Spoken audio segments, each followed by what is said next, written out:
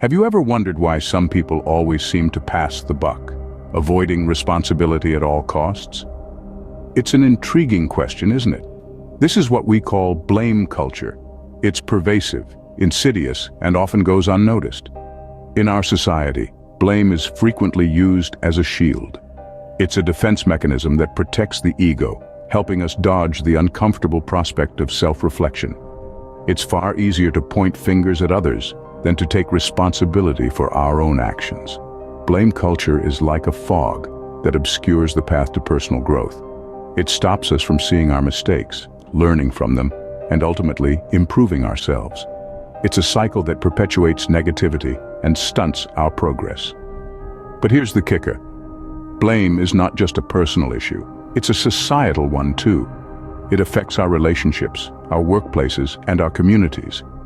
Now let's delve deeper into the real-life implications of this blame culture. Consider the story of a company that suffered a significant setback due to a failed project. This company, let's call it XYZ Inc., was once a thriving entity, but over time a blame culture began to take root. Rather than taking responsibility for mistakes, employees started passing the buck, leading to a lack of accountability.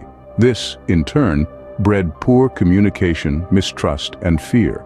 The final blow came in the form of a significant project failure, a direct consequence of this blame culture.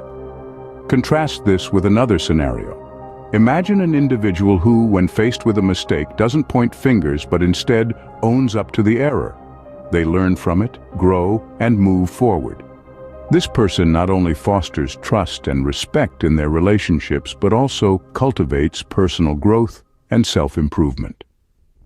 These examples underline the stark contrast between a culture of blame and one of accountability. So, what can we learn from these case studies? We've seen how a culture of blame can be detrimental, creating a negative environment that stifles growth and hampers relationships, both personal and professional. It's a game where no one wins.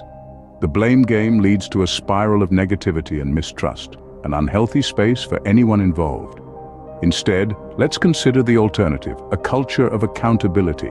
It's a world where mistakes aren't something to hide or shift onto others, but opportunities for learning and improvement. It's about taking ownership, understanding that we're all human and we all make mistakes. Now, it's time for some self-reflection. Are we contributing to a blame culture, or are we promoting accountability? Are we quick to point fingers, or do we empathize, understand, and seek solutions? It's in our hands to foster an environment of responsibility and empathy.